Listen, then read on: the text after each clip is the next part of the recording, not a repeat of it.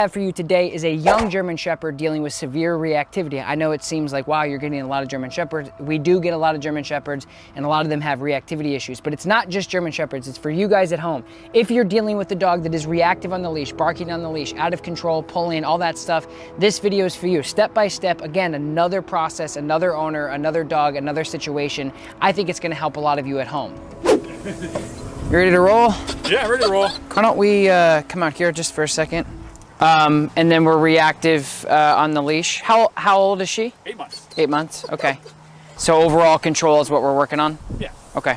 And cool. And then why don't you just face this way? I just want to see how this reactivity is. Okay.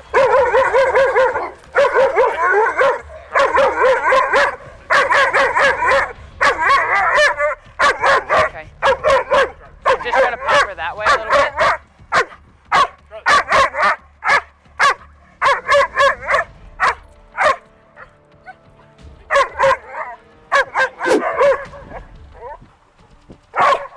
Okay, so obviously very reactive. So what I'd like to do is just, I want to see where your obedience is at. Obviously judging by the reactivity that we're seeing, and because she has the ability to turn it off and be friendly, it's not aggression, it's not mean. She's wearing frustration through vocalization. So she says, hey, there's a dog, let's lose our minds together.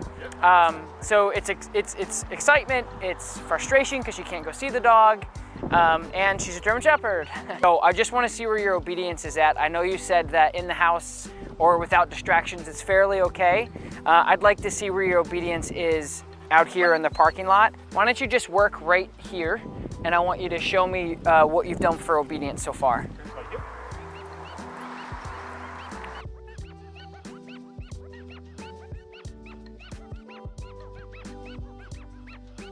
She's very inconsistent on where she's at on the leash.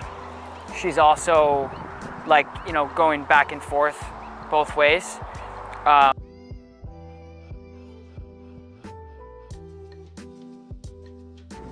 Good heel. You turn and you try to get her attention. That correction is the only thing that really matters. Okay. I just put out a video actually with the dog Hades that she was just barking at. That prong collar, when it's on, isn't going to do absolutely anything unless you use the prong collar properly. So I just like to see her a little bit more engaged with you when you're walking with her. Hey, babe. Does that make sense? No, I agree 100%. I think that's part of the problem is that yeah. she's in La La Land kind of. Yep, she is in, yeah, she is in La La Land. That's why when you go forward, she's kind of like, wait, what are we doing? Where are we going? So now what I've created really quickly over a couple passes is just like, hey, like pay attention to me, pay attention to me. When a dog is out on the prong, right? And that's a good question because a lot of people think like, am I not doing it hard enough? Is the prong not, it's really just about how fast you do it. So when the dog comes out like this, and this restricts and then moves forward, you lose all control. Now, this is a flat collar. Doesn't do anything. These prongs aren't sharp. They're not intended for anything but to give your dog more support, and it's safer to correct when you do apply the correction. The goal is to make sure you have leverage like this and then pop up. So if you're here and you go Charlie heel, you're just gonna pull her. And the problem with that is it's not gonna get her attention. So you saw the first time I turned, she goes, whoa! Because that's probably the first time she's ever received a real correction, right? So she goes, whoa, and that's the goal, is to just get her attention. So really, that was in slow-mo, now it's heel. Just like that. But if you don't have this leverage, it's all mechanical. If you don't have this leverage to be able to bring these prongs up and go, hey, where are you going? You won't get it. And that's what happens is people go click, click, click, click, click. And then we go Fido come, the dog doesn't respond, we pull them back. And they're like, okay, okay. And then they're not fast, they're not responding. So anyway, does that make sense? 100%. So let's grab another dog, and I want you to actually do this in reality. Okay? Good times, all right. Yeah. Down below. We're gonna the same thing that we just did with the directional change, and if there's no compliance or there's not compliance, you correct. Okay, so when you come out and you say Charlie heel and she doesn't because she's barking, you can correct her. Now, one thing we haven't really practiced and exercised right here is the leave it command when she's barking. Because even if she's staying in place and she's barking, you can't use heel. So that doesn't really counter condition that, unless you walked away and told her to heel. But what I would do is just tell her to leave it and give that same pop. And if you use the Hermspringer properly, it's gonna give you an opportunity to really just be clear and go, hey, stop doing that. So I'm gonna have you take her. We're gonna work on the same exact thing. We just entered another dog on the other end of the field.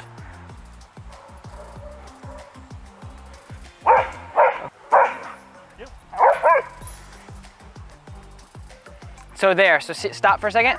See how far ahead she is? Now I don't have the... Yeah, so now you don't have that leverage. So you have to make sure that when you're walking her, you really want her about right here. Once she gets to where she was here, you're gonna lose all your leverage.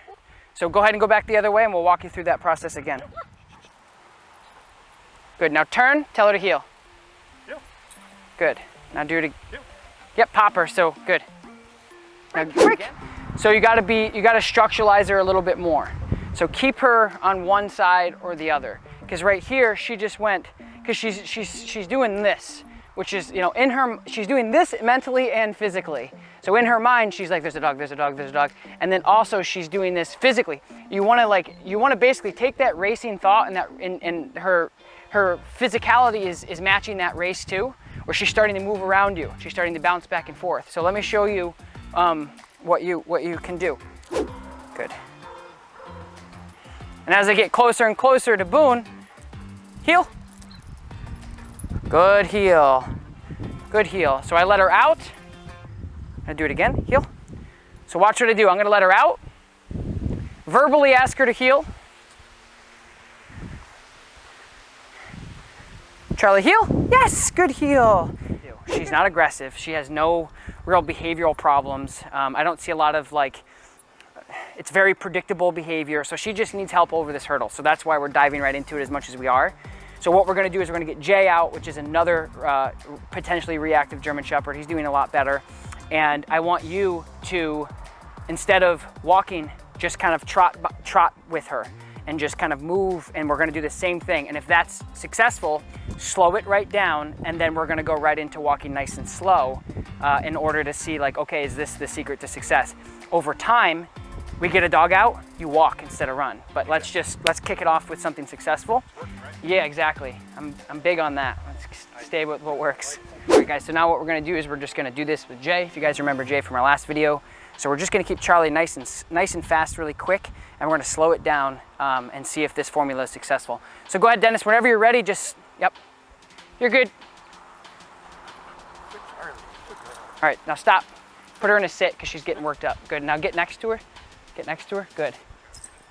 So keep her right there. So what you wanna do is take this situation, and if it's kind of tough because we wanna push her fast, but if you feel her start to build at any time, you either stop, put her in a sit, calm her down like we just did, and make sure, again, she's not sitting here, because then that means I do want you to control it. You're right here, just like that.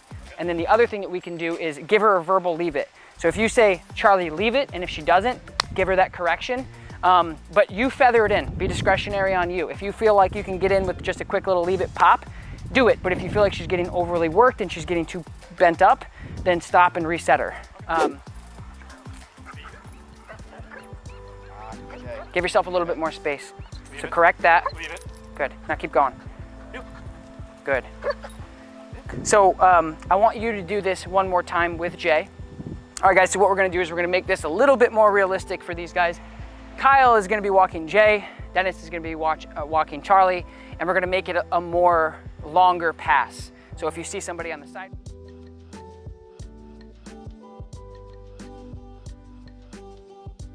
and then Dennis, I'll have you just come right over here and go into a sit. And I wanna kinda end the session on a really good note for both dogs.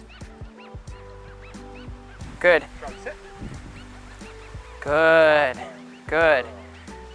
So much better. Yes, much better. At the end of the day, it's really about making sure that collar is fit properly, making sure, there was a lot of uncertainty on the leash, I think, with both of you, what to do, how to do it, what to say, when to say it. Makes a lot of sense if you don't know exactly. So compartmentalizing each individual step of the way to say, this is what we're doing, this is what we're not doing. So she has a clear understanding. So very good on both parts. And again, you can see her, she's looking at Jay. Nobody cares. You know, it's like, whatever. If you're looking, I don't care. As long as you're not reacting, because this is what it's about. If you guys wanted to have a conversation on the streets, you could. A lot of people have reactive dogs and they have to run literally past things and never have this opportunity to say like, hey, how are the Bruins doing this year or something. So anyway, both did good. I'm happy with that. You good? I'm good. Cool, you can break. If you're not sure about your dog and what they're gonna do, just wanna show you how to meet this situation if your dog is friendly. And I think just in general, I've never done a video with a dog that is friendly with another dog. How do you integrate that in? I always make them work for that, just like they would for food or a ball. Sit. Good, stay. So I'm just gonna hold this, stay. And again, I'm here, I'm waiting for her to provide me with enough engagement, knowing that she's paying attention to me, loose leash, I'm not holding her back. She's made the mental decision to listen to me on our terms. So this is an us thing, not a me or a her thing. It's very good. So here we go, guys. I'm just gonna give her the B word. Charlie, break, break. So let's just see what she does. So this is on her terms.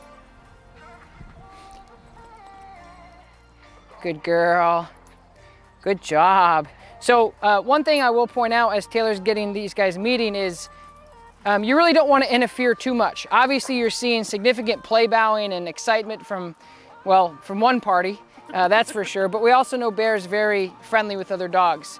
So you really don't want to put a lot of leash pressure on the dogs.